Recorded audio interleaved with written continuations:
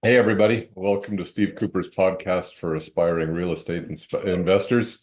In each episode, we seek to connect with seasoned investors and industry subject matter experts who are eager to share their experiences and a few tips and tricks for how to succeed in this crazy business. So before I go too far, I'd like to remind everybody, please hit the subscribe button, like this video, and share it with your friends. I'm welcoming that.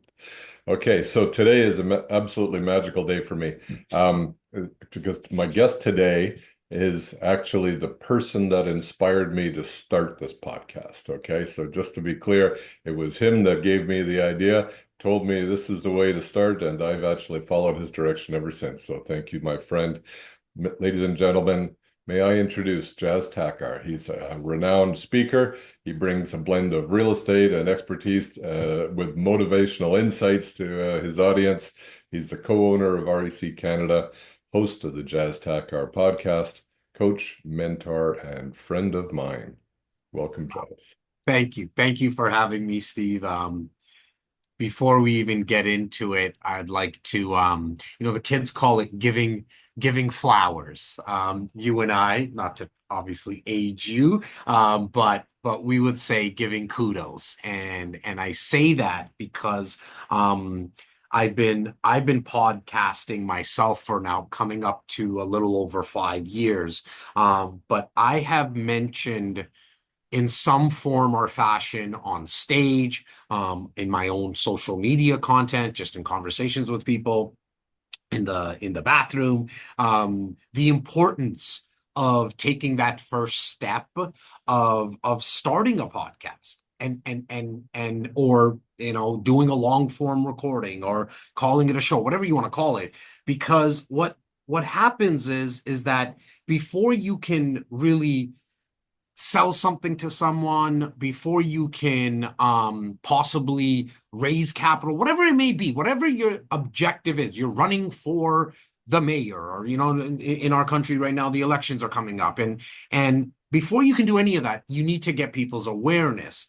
But I'm going to tell you that like less than 1% of people that I've told this to, Steve, have actually taken action. And that's the kudos and the flowers I want to give to you, brother, because not only did you take in the information, which is fantastic, the old saying that knowledge is power. I personally believe, just one man's humble opinion, that knowledge is truly just potential power, right? The actual use of it, in my opinion, is the power, right? And you ran with it. You asked a lot of questions. And then most importantly, you actually took action and got started. So congratulations to you, brother. That's you're too kind. As a matter of fact, one of the things that I think attracts me to the knowledge you want to share is you're a very kind and giving person. It's the act of sharing this information willingly with 500 people in the audience so that somebody will pick it up and take the rope, right? I was sitting right in the front row and I was absolutely mesmerized by every word. It was okay. This is what I'm going to do. And one of my first guests was sitting at the table with me, and she came or they actually came on to my podcast, and I was able to actually talk with them. And one of her words was, action taker right here. Well, yeah. That's what I want to be. I want to be somebody who's not just sitting still, but somebody who's Yeah. moving forward with that knowledge every day, learn something and then do something with it.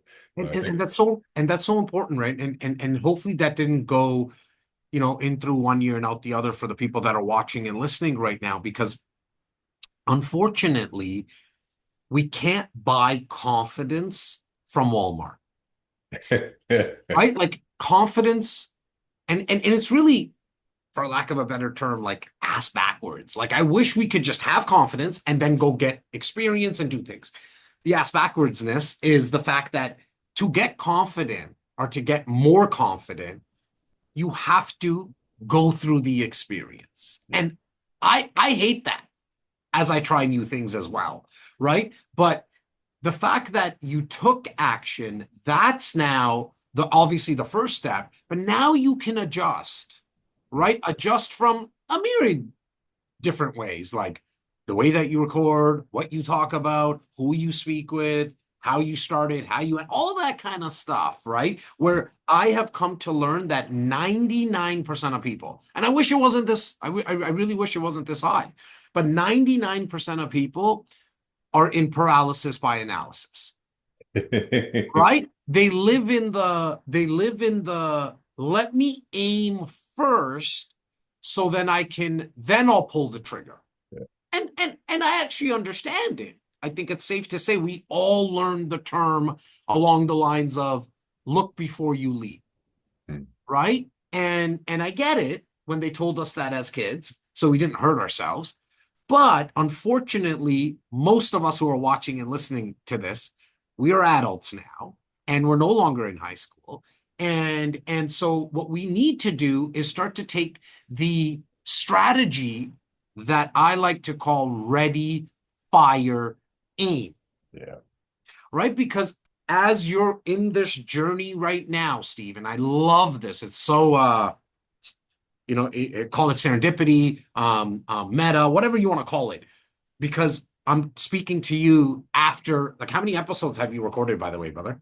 You are number 37. Wow. Okay. Like, that's just so you know really quickly. Most people who get started with this process, most meaning 90%, this is a true fact from Apple Podcasts. So if you're watching right now, you can Google this while you're listening to this. 90% of people who get started don't make it past their first 10 recordings. Yeah.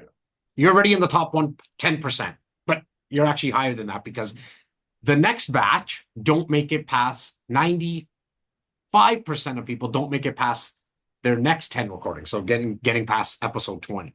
So like you're in the top 5 now, and so huge congratulations once again. What I was saying in terms of ready, fire, aim is that once you get started, now you can see really not even when I said about adjusting in terms of how to do it. It's more of like what you like and what you don't like. I think that's really what I would want to articulate with it. It's you've probably heard people saying, man, I really don't like oysters, for example. Right? Or, I did it as a young kid for sure. Like there was just certain vegetables and curries that I didn't like. For the people who are driving in their car right now, I'm of East Indian descent, Punjabi. And yes, we do like a lot of curry. And so my mom would always say, just try it. And half the things I never even tried, I didn't like the smell of it. Now as an adult, I'm like, oh my God, I love this stuff, right? Amazing, right? Right? People are like, I don't like oysters. Have you tried them? No. So how are you going to know that you don't like them? Right? I urge people to try as many things as possible as we're on this journey called life, and then make a qualified and informed decision to what you like and what you don't like.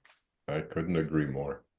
It's the things you don't do that you regret the most, I think. Oh, Right? I mean, you can't see this, but I'm getting goosebumps by what you just said, Steve, because I just put out probably out of my last 10 posts on social media, 5 of them are all around this theme that you just said, which regret. I actually think that is my biggest fear. I have lots of fears, and I'm in the process of trying to overcome them on a daily basis, like everybody who's watching and listening right now. But by far, after somebody really close to me not passing away and all that kind of stuff, that's obviously another fear of mine. But my biggest fear is the 82-year-old version of Jas. I'm 43 right now. For the guys that are watching, I get it. I look a lot younger than that, and I appreciate that. But I'm 43, and it's like when I don't feel like doing something, which I'm human like everyone else. I have the fears. I get tired at times. I don't want to do the hard stuff either. I don't want to face rejection. We talked for 3.6 seconds off air about like the current real estate market right now in the GTA. We might get into that or not, but I don't like the fact that my phone's not ringing as much and the emails are not dinging as much. But every morning I get up and I say, what is the 82-year-old version gonna say? I've come to these 2 statements that he is gonna say. One of the 2. He's either gonna say, damn, you 43-year-old Jas, I wish you had ... Or he's gonna say, so glad you did, dot, dot, dot.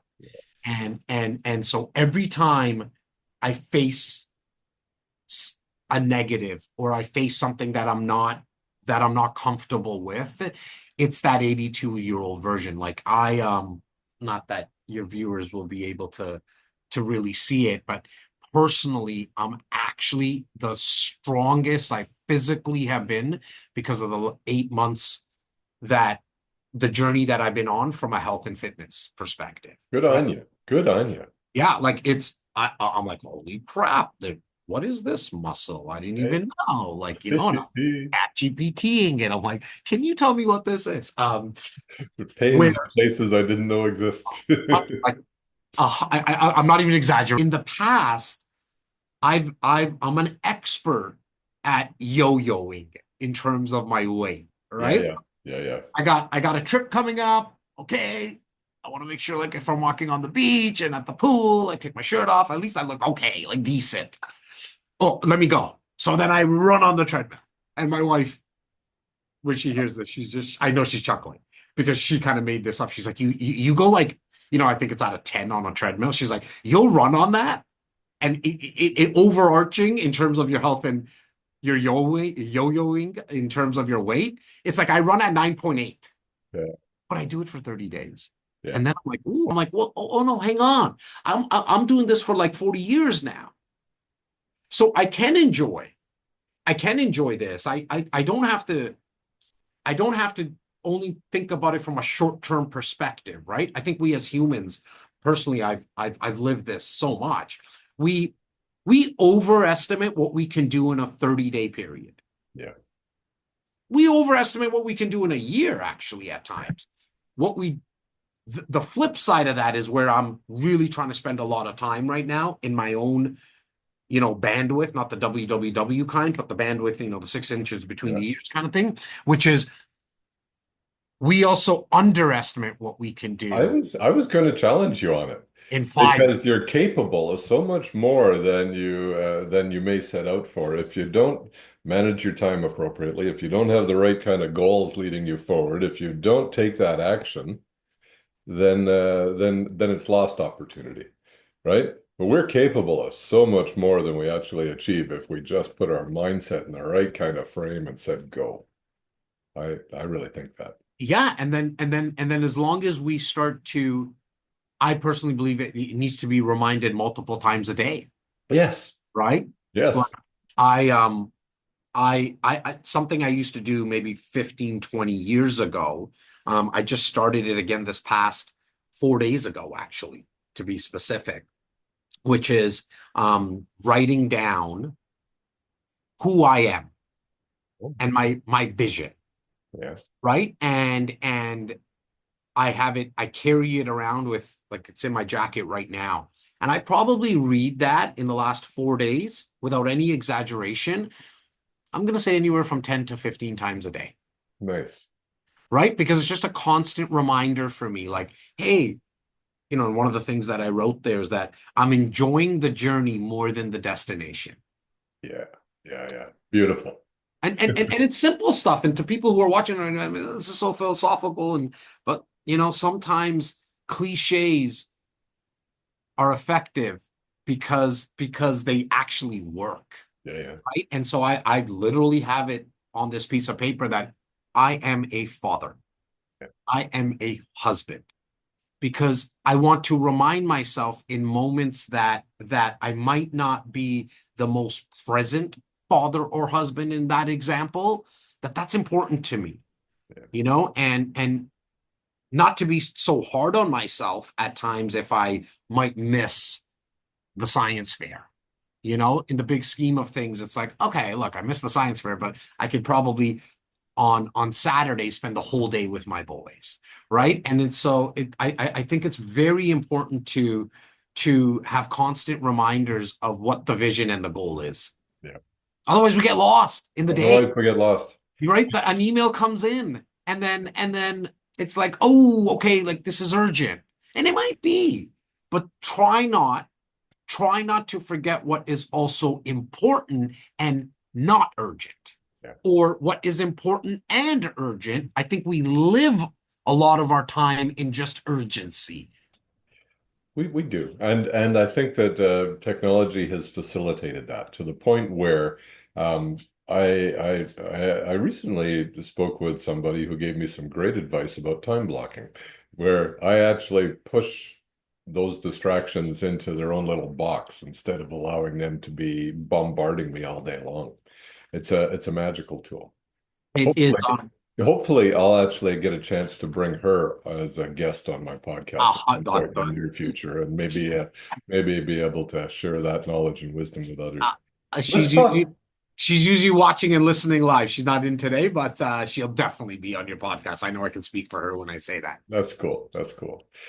Hey, so Jas, let's talk a little bit about the business of real estate, as Yeah. the people listening here are, I think, interested in what all this has to do with making their businesses succeed. And as investors, I can't tell you how impactful your counsel has been on moving the needle forward in my business, but I'd like to actually share that with others somewhat, because it started off with a discussion on stage that talked about podcasts. Why podcasts? Tell me the purpose behind this. Let's share that with people. Like why do this? Yeah, look, I think let me take a step back, just, and then I'll get to like why podcasting. I think what people really need to understand as investors is that you are going to hit a wall at some point in this journey of acquiring properties, creating wealth. That obstacle is going to be financing. Mm. Plain and simple, right? There's only so many doors that you personally can qualify for. And then you would have to, like in our country, anyways. I know you got viewers and listeners worldwide, but in Canada, if you go 5 doors and above, the financing requirements do change. It's not based personally on Jas or based personally on Steve. It's what is the income coming from the property. But even in that scenario, a lot of lenders, traditional finance banks, but then there's 477 credit unions and private lenders and all that. They will still look at your portfolio as a whole and say, okay, like this is too much, you're leveraged too much. And so what you're going to need to do as an investor, you have a couple of options, and it's fantastic because you're not stuck at that stage or at that part of the process, which is you're probably going to need to either raise capital to put deals together and or do joint ventures. Now, both of those need people. Yep. Okay. In 2025, most people, if not almost every person in the Western side of the world, is on 7 to 8 device platforms on their device that they walk around with. And for the people in taking their dog for a walk right now, I'm picking up my phone. Those 7 or 8 are the ones that we know: Facebook, YouTube, Instagram, TikTok, LinkedIn, Spotify. And so if you know that that's where people are, it's probably a good idea as a business owner, because as a real estate investor, make no mistake about it, you own a business. Okay. Knowing that your customers are on those platforms, that's where their attention is. That's what majority of people go to first thing in the morning, right? At least they spend on average, off the top of my head, I would say, safe to say, probably an hour a day. As a business owner, it's a good idea to go where your customers are. And Yeah. so, to your question about why podcasting has now become the medium.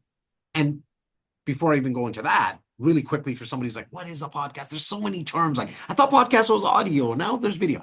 At the end of the day, a podcast can be recorded on video like Steve and I are doing right now. Essentially, where the word comes from is that it's an audio platform that's on demand. So someone can go on Spotify or Apple Podcasts. There's about 150 different platforms that allow you to listen to podcasts. Spotify being like by far the number one platform. Now, knowing that, I think it's somewhere around 77% of people in North America listen to a podcast minimum once a week. Okay. And I think it's in and around 30 to 35% of people in North America listen to 2 or more podcast episodes. It could be different podcasts a week.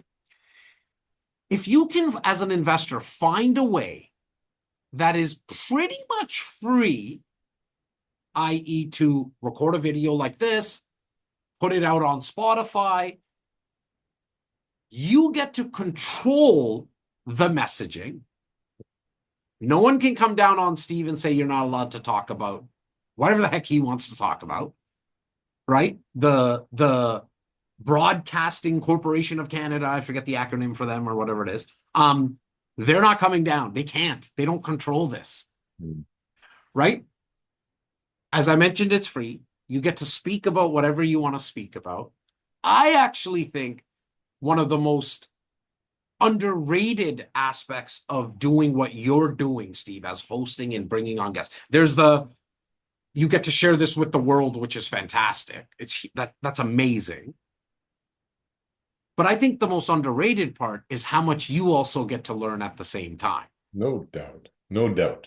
Right? Okay. So to hit off on so many birds, I'm not into killing birds, but if I was wanting to throw a stone, it would be kind of cool to hit a bunch of them. If you can do all of that, and then actually have a possibility of monetizing whatever you're looking to monetize, I think it's a win-win situation. And so podcasting, especially when you do it on a video recording, and now I'm giving you, it's my long-winded answer. When you could do it on video, you now can take from this video and decide, oh, you know what? At that 8-minute mark, I think I've said more than just 1 or 2 things that might be valuable to people, but you might, as the host, say, you know what? At the 8-minute mark, what Jas said was pretty, I think that's going to hit with some of my viewers. I'm going to take that. I'm also going to put it on all those other platforms.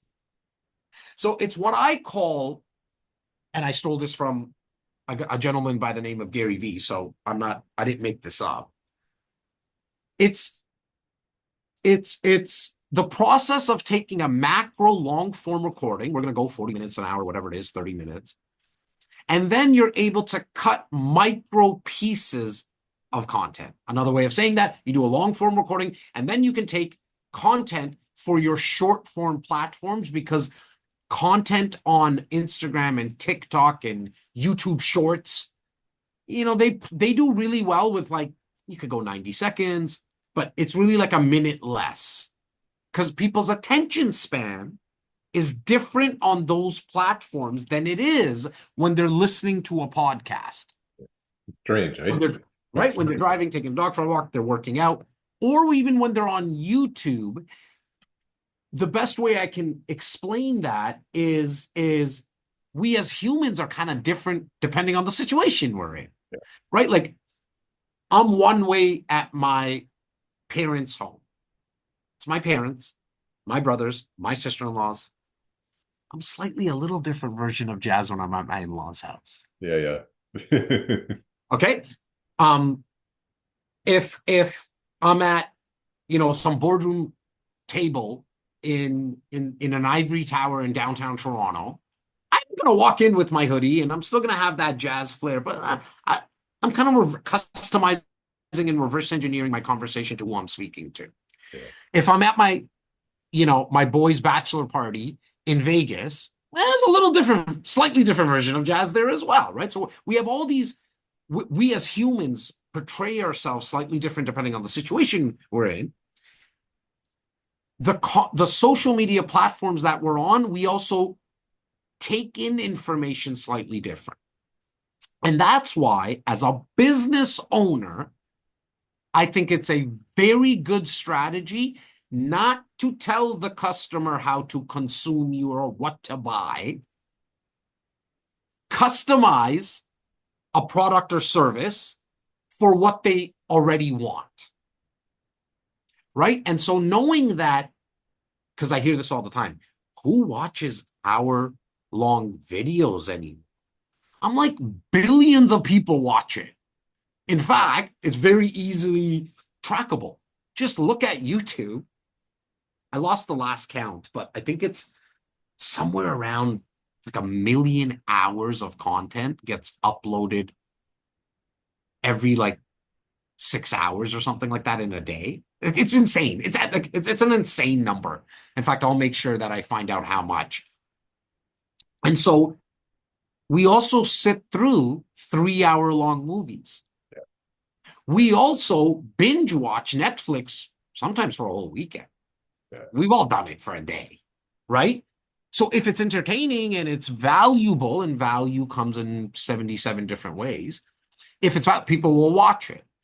However, on certain platforms, we just know, like TikTok generally and Instagram generally, you even though they allow you to put up, I believe right now, at the time of this recording, spring of 2025, they allow like up to 10 minutes, but the jury's like spoken there, right? It's there's not that much retention because people want to scroll quickly. And so that's why you want to be on as many platforms as possible, because in business, the true like number one rule of business is to stay in business, and you do that by acquiring a lot of customers. Yeah. So that's a great way, if I distill it down, is the podcast is an excellent vehicle to connect with your target audience, your customers, and the message that you're sharing is something you can control that will appeal to them. And yet, why doesn't everybody do it? I think the number one reason, and this comes from a lot of experience educating people about why they should do it, and then them telling me they're going to do it, and then me noticing that literally 99% of people not doing it. And this is the number one reason why they don't. It's the fear of looking stupid. Right. Like, I have no trouble with that, by the way. I'm glad you said it, not me. There's probably another 15, 18 reasons why people don't do it. And I can tell you, I have 2 yellow chairs here in my office, to the right of me right now. And I call those the therapist chairs. I didn't buy them to be therapist chairs. I never thought I was going to be even in the therapy business. I'm not a registered therapist, by the way. But the reason I dubbed them the therapist chairs is because over time, last specifically, like I've been podcasting for 5 years. By 4 years ago, so a year in, I was like, guys, I found something here. Everybody do this.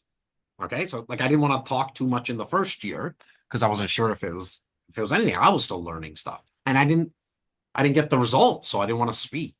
But then after that, I was like, guys, everybody should do this. There's more than enough to go around. There's 8 billion people on this planet. Don't worry, I'll get mine, you get yours. There's enough food to go around. If we run out of pies, we'll bake more. We'll figure it out. Anyways, sitting down with people here, they won't say, I have a fear or I have insecurities. But when you start peeling back the layers of the onion, Steve, it always came down to that. Yeah. Always. There was something.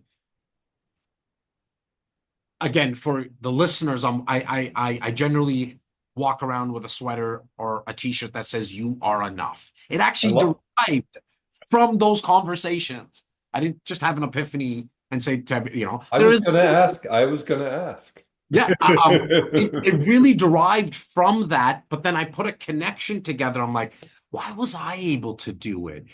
Oh, my dad and my mom, grade 4 education for my mother, grade 8 education for my father, taxi driver his whole life, factory worker her whole life. Between the two of them, they can probably put together, I don't know, 67 words in English. No business acumen, none of that. Um, what they did do with myself and my two older brothers was consistently, in their own way, tell us that we're enough. Doesn't matter how many times you fail. You could do the worst thing possible ever, like, I don't know, murder someone or something. I don't know. I'm just thinking, like, you know, come home. We will figure it out. Now, when you have that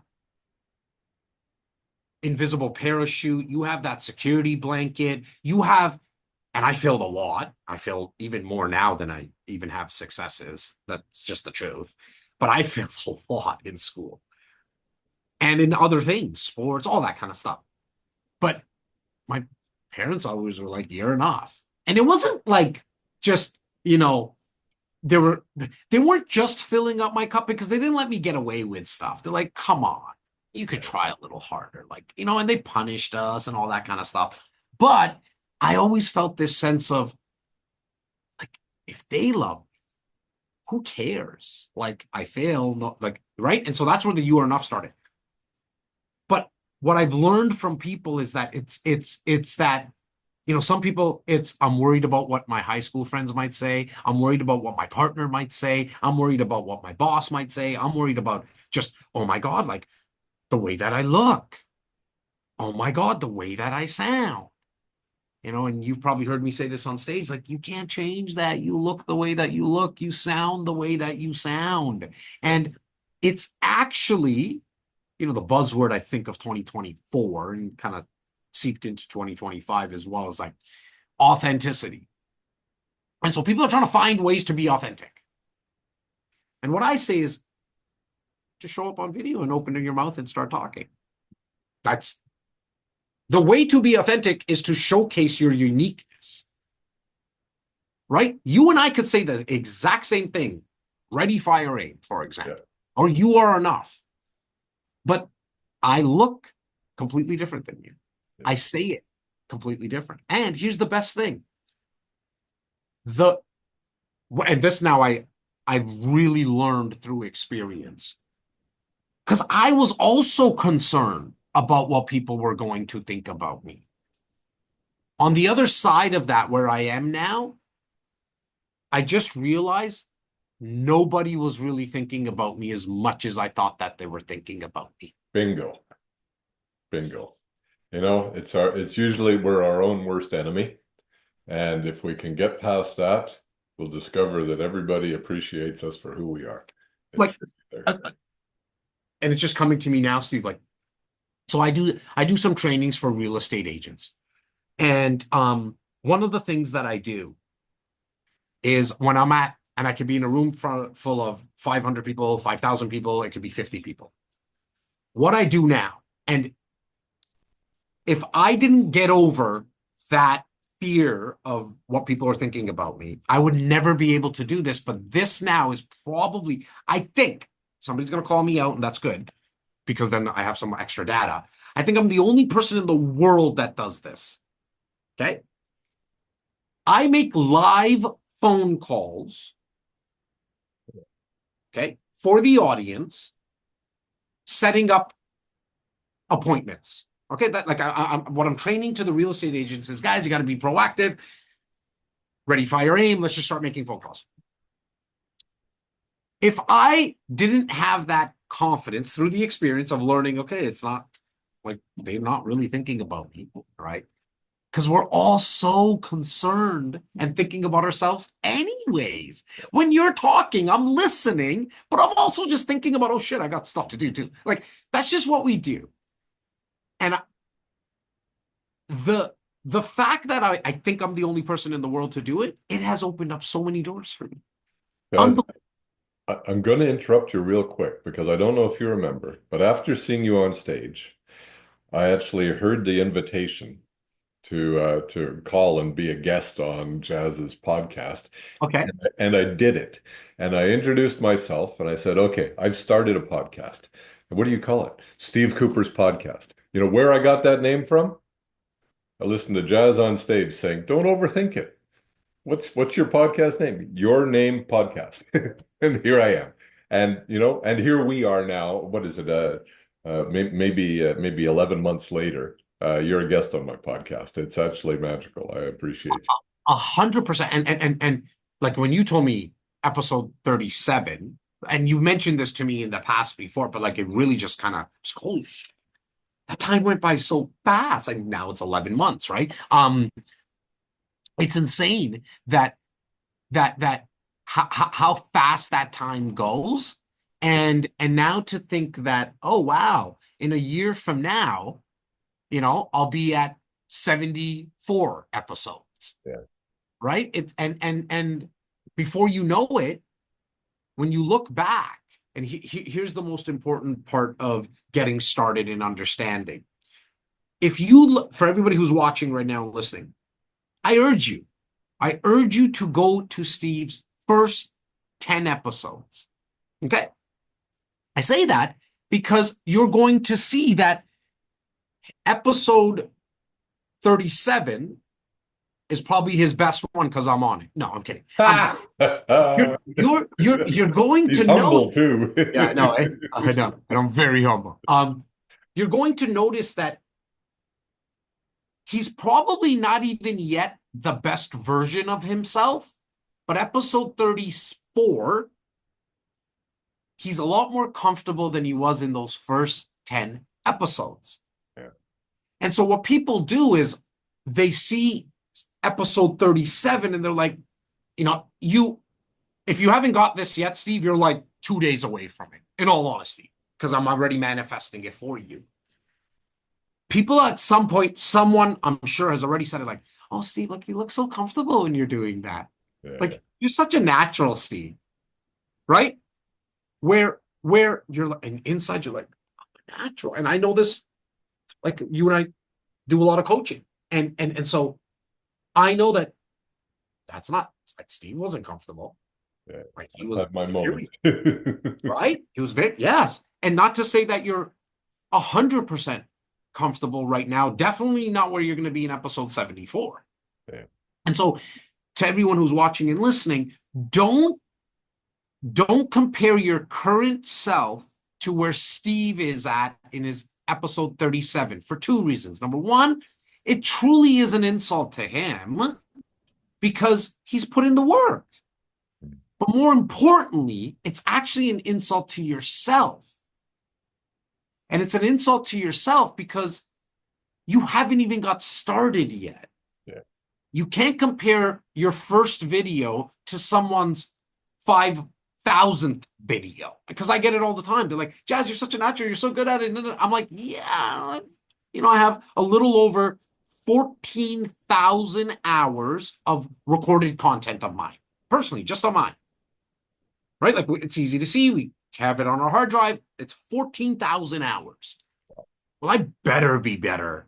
This version of Jas, 14,000 hours, better be better than his first one.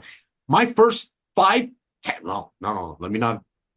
My first 20 episodes, two things. Number one, I never put it on video. Way too scared. Yeah.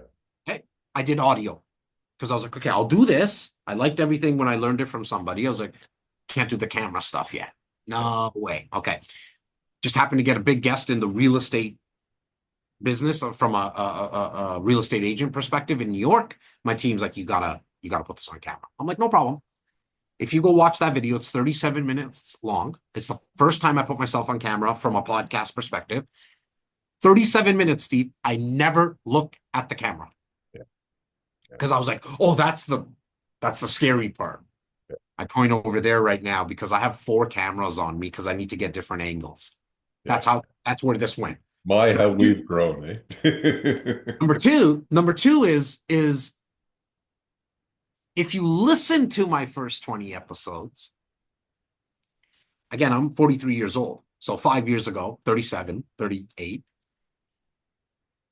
it sounds like I'm going through puberty. Yeah. Because if you hear the inflection in my voice and I'm so nervous, yeah.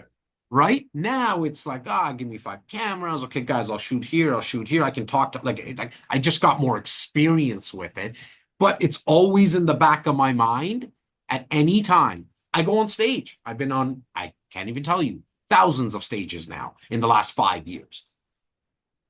There's always a little part of me that's I don't know if it's nervousness, excited, anxious. It's probably a mixture of them all, hence why they call them butterflies. Not I have a butterfly in my stomach, it's butterflies.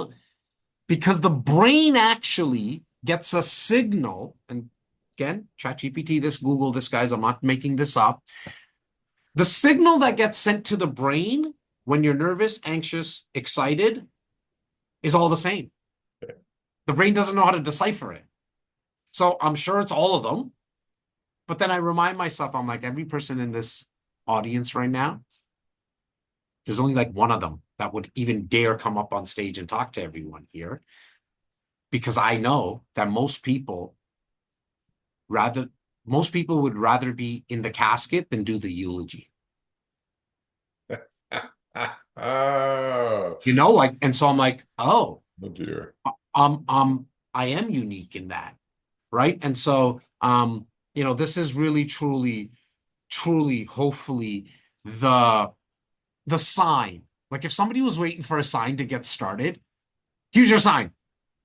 Giddy up, go. Like, this episode is your sign to get started. If you don't like it after you try it, I have nothing to say to you. That's okay. That's perfect.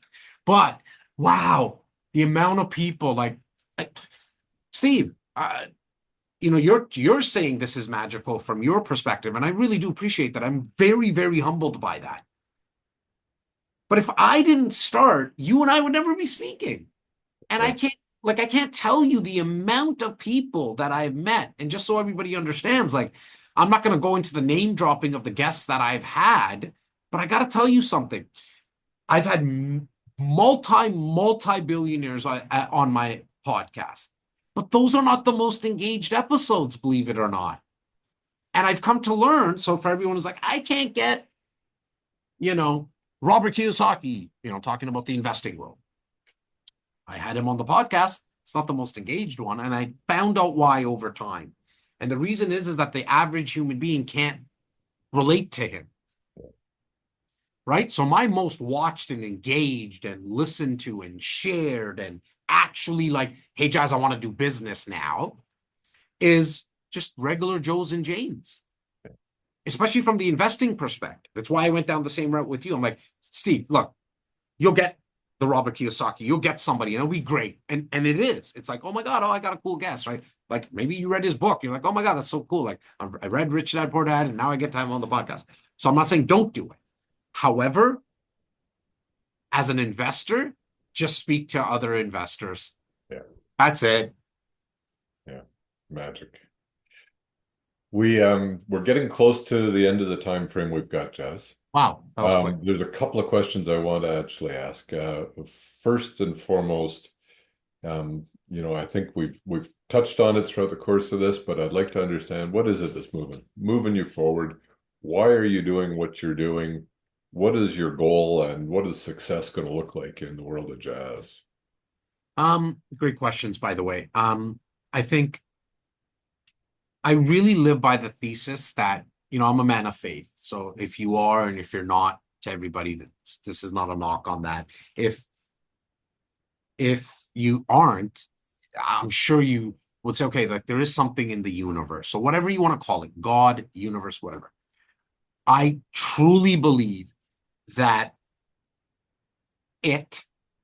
universe, he, she, didn't decide to just sprinkle dust on Beyonce or Elon Musk or, I'm a sports guy, and I'm a huge Kobe Bryant fan, Messi, Ronaldo, all these guys and gals.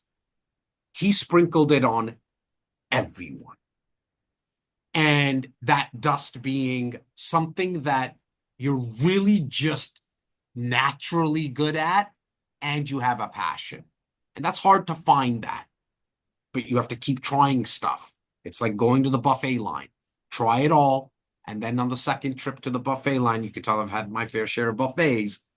Then maybe get what you liked a little bit more of. I know the dust that was sprinkled on me, which is I can inspire people. Not everyone. In fact, majority of the planet doesn't know me. And majority of the people that maybe have come into my world some way, somehow, are like, no, he's not my cup of tea, and that's fine. But I know that, oh, okay, I can light a fire under people's asses, not because I think so, and I appreciate that, Steve. It's because that's what they told me. And I've always, since a child, I'm the youngest of the three brothers. So that's always a healthy reminder that you're closer to the bottom than you are to the top.